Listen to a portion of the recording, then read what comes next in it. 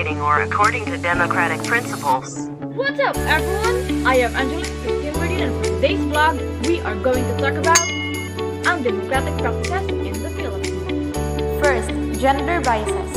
A very concrete example of undemocratic practice in the Philippines is the gender biases. Gender biases can be divided into parts. First, we have culture, and then second, we have job or work. So in culture, Filipinos from then up until now believes that man or the husband will do the living to sustain his family or will find a job to sustain his family, while women will just stay at home to take care of their child or to take care of their house. So next we have here job or work. So in job or work, where you can find a gender bias is that, for example, mechanical engineering. So in mechanical engineering, and if you're a woman and you want to pursue that job, people will judge you because they tend to believe that that specific job is just for men. So as what we can see, there are a lot of gender biases in the Philippines. Second, poverty.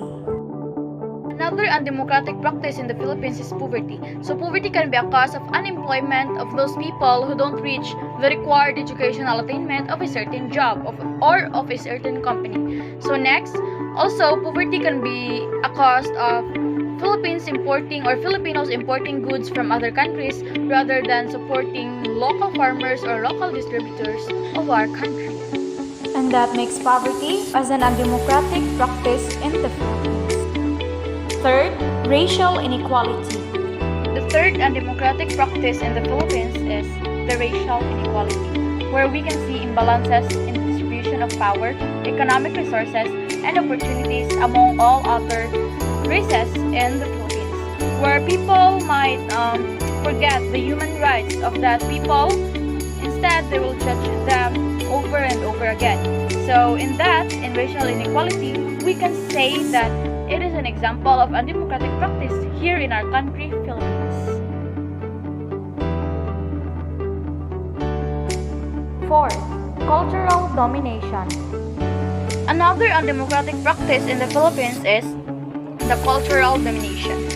So nowadays, Filipinos more engage in other countries' culture, such as South Korea's culture or Japan's culture. So we tend to engage more in their culture because we want their culture, but then we might forget our Filipino culture because of engaging from different countries' culture. So this engagement of ours is an example of a democratic practice because we tend to pay attention or engage on other countries' culture than ours. To conclude the effects of these undemocratic practices, here it is.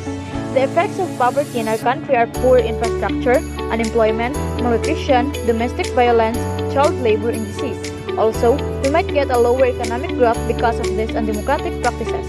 The effects of cultural domination is that maybe after a couple years as Filipinos engage more in other culture, sadly, we might forget and lost our amazing culture.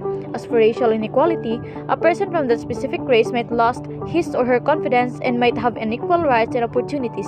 And gender biases, there could be a chance women could pursue the job they really dreamed of. That's why as early as now, I encourage everyone to practice democratic acts for a better Philippines and for a better society. Tangkilikin ang sariling atin.